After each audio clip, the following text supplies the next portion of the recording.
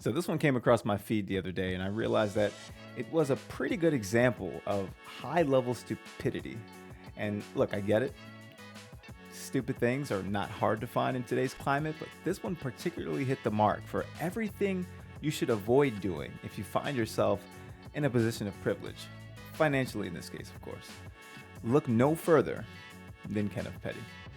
Yeah! Huh? You don't know niggas. They said you don't know niggas. Big Zoom. We're on that vacation. Yeah. You're planning your funeral. Welcome back to The Perspective, where I do cultural commentary, go over some life lessons, and everything in between. So without further ado, let's get into it.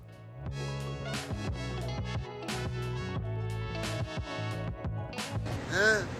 Sorry, they don't know where I'm from. They know where I'm from, though. They know I can't act like I don't. Big Queens, nigga. Yeah, sturdy, nigga. What's poppin'? What's poppin'? What's wrong? Big fucking money, man. Real quick, this goofy guy with the red, what is that, Orioles? Guys, I don't know sports. The goofy guy with the red hat on is the subject of today's video. He will be the one receiving the ire from today's discussion. Let's let him talk. Hey, what's up? Yeah. Where the niggas is at, man? Yeah. Huh? You don't know Big niggas. Zoom. They said you don't know niggas. Big Zoom. We're on that vacation. You're Yeah. planning your funeral, pussy. Yeah. Yeah, all the way to the street, nigga. Know everything, nigga. Yeah. You ever think of how stupid this looks? Like, it's literally like a whole group of guys standing outside at like 4 a.m. yelling into a selfie camera, trying to be tough. Like, ain't no one even checking for them. This is embarrassing. All right. Let's play. Yeah. Let's play. What's up? We'll meet you there, Let's play. nigga. Let's get it. Let's get it. Let us meet you there, nigga. That's legendary. That's the starting Let's get line. it going, man. We'll meet you on your vacation, nigga. That's a fact. Wow. All I right. got Big Zoo outside. They wanted to come at me at the be amazed, man.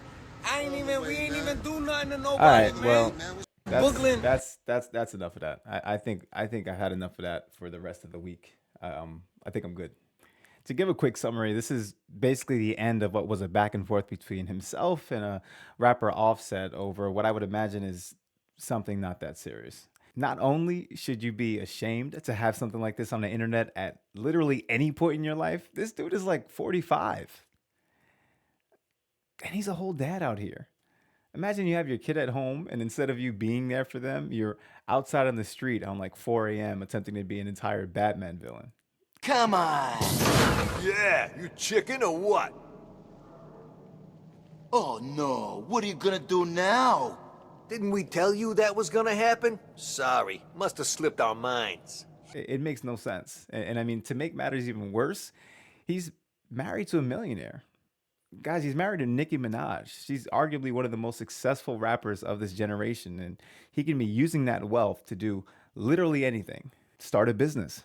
He could donate to charity. He can work in a charity. Or if he wanted, he can actually just lie low and do his best to not embarrass the brand.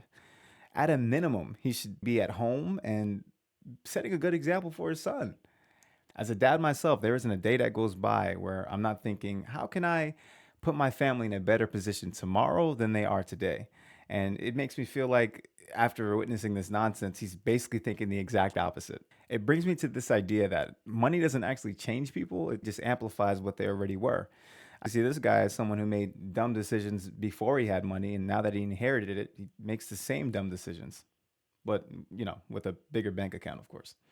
What makes this whole thing worse is I don't even think Offset was at the hotel he was making threats outside of. I think he was actually in another state making Twitch streaming with Kai Cenat, completely unbothered by this entire ordeal.